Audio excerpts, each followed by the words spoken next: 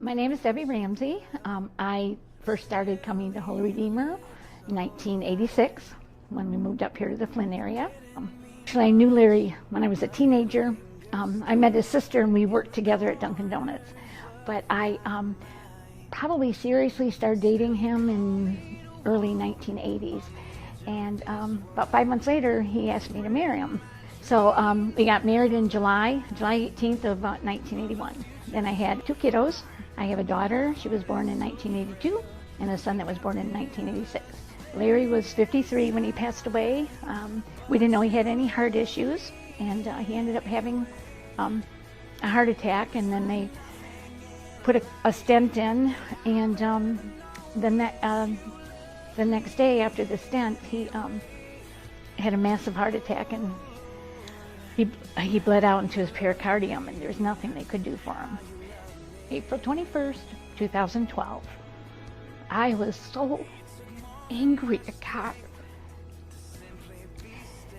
to take, those of you who know Larry, know that he was wonderful. He was liked by everybody. I don't think Larry had an enemy anywhere. And I would come to Mass, and I couldn't get through Mass without crying. So it was just easier for me not to go to Mass because I didn't want to deal with that. I struggled with that, and I just fell away, probably 3 years. And in those 3 years, I got some emotional help to deal with Larry's death. Over time, I probably through going through the grief, and it was a long process for me, I knew something was missing.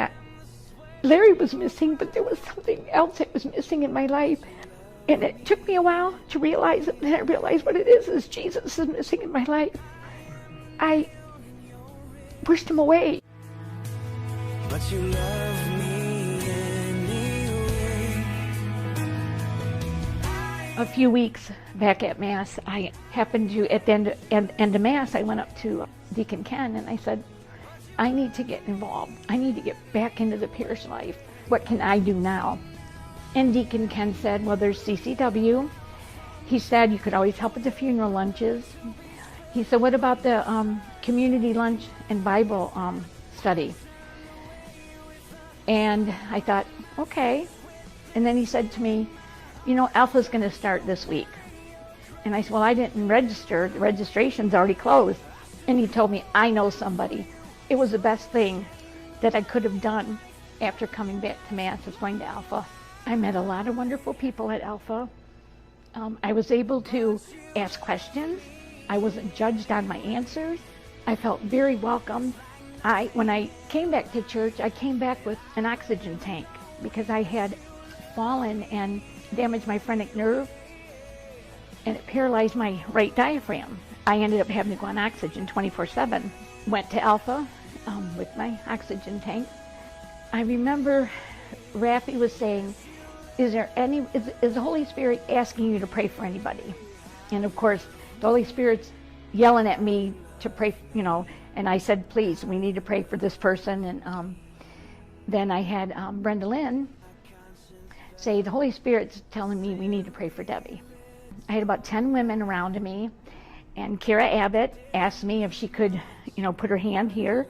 I think I was fighting the Holy Spirit, because and then I said, just let go, let God, give in, and I went down in the Holy Spirit. When I could finally speak, I said to Kara, I feel like I could get up and run. About 3 days later, I had an appointment with my pulmonologist, and he couldn't believe it.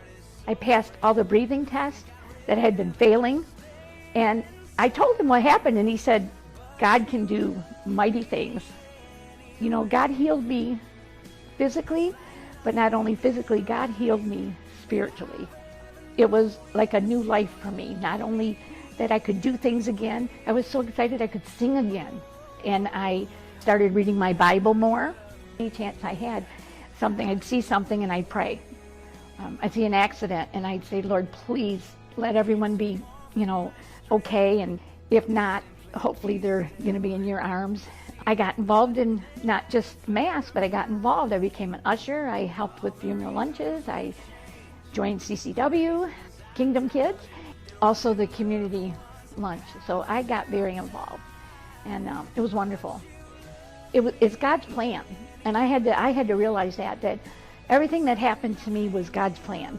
And everyone says, "Oh, God doesn't give you any more than you can handle." Well, I had to learn that, and I had to learn to handle it. So I think that I'm very thankful that I went through this. It's given me a whole new perspective on death. I thank God that He waited. He was there for me when I needed Him. We had a very good marriage. But you love me anyway.